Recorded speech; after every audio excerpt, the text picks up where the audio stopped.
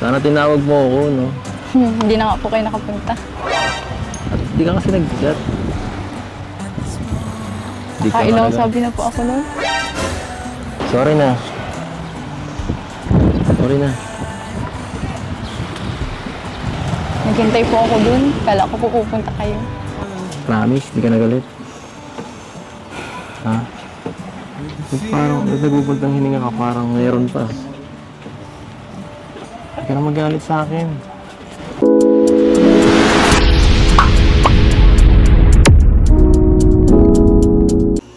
Hello mga kalingap! Welcome back po sa aking YouTube channel, Kuya Nel po.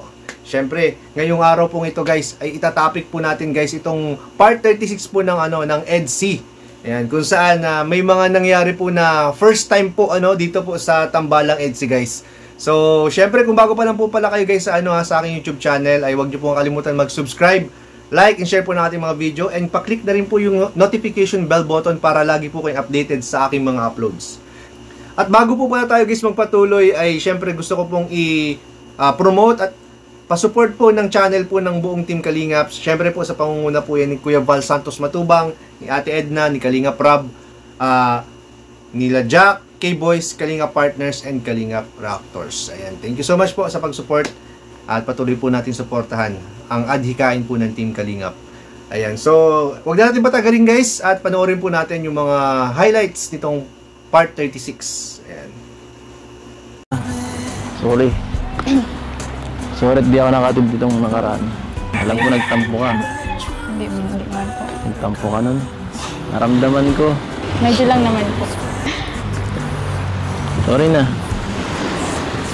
Sorry na. Nabawi ako. Galit ka ba? Hindi po. May binyagan doon po bagad. Oo. Kaya, siyempre po ba, yung mga hugasin. Laging akong hugasin. Sana tinawag mo ako, no? Hindi na nga po kayo nakapunta. At di ka kasi nag-chat. Kailang sabi na po ako nun. Sorry na. Sorry na. Naghintay po ako dun. Kala ko po pupunta kayo. Talaga? Sorry na. Huwag ka na magtampo.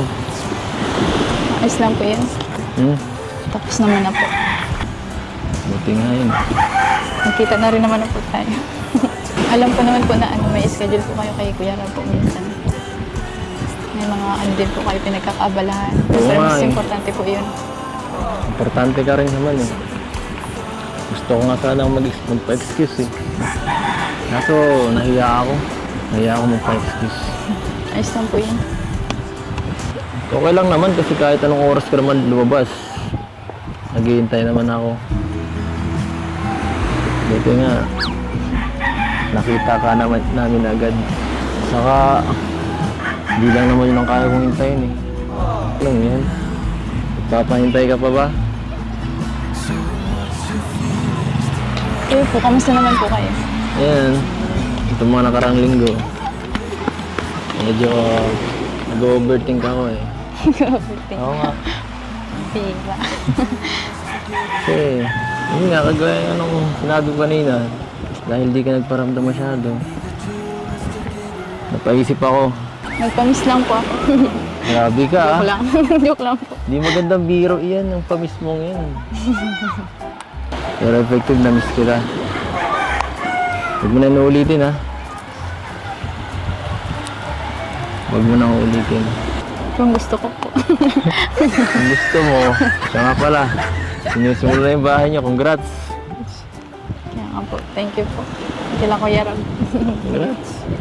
Marami, sisimula na yung bahay niya. Ang laki na. Ang laki-laki. At sigurado, kasya doon kahit dalawang pamilya. Kasyang-kasya kahit dalawang pamilya. Kahit sumama pa nga ako doon eh. Kasya pa rin.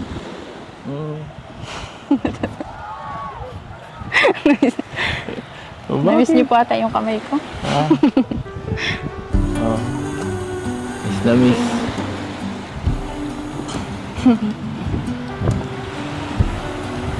Bakit? Ako. Sige na po. Bakit? Iba pa rin po talaga yung yung suporta po sa love team. Oo nga eh. Pero, love team lang ba? Kasi, love na kita.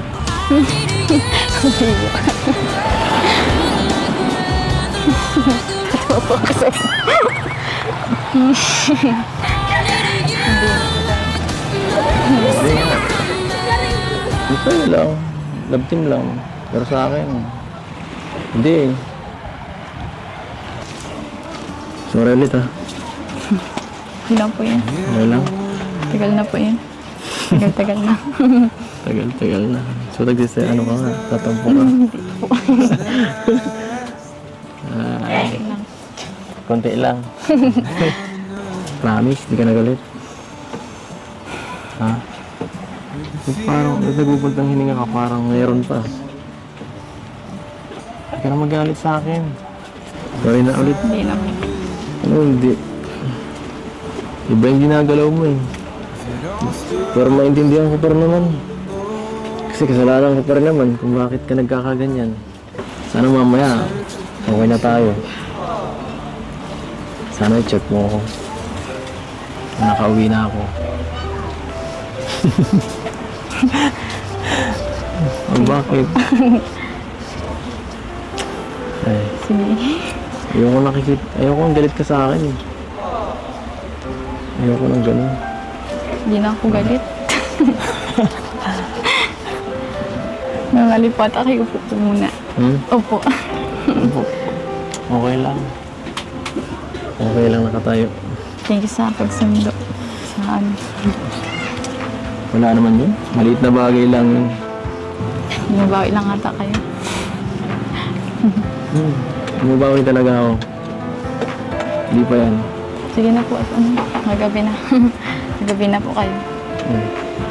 At ayan guys, napanood nyo po yung ilan po sa mga highlights at mga pangyayari po dito sa part 36 po ng EDC.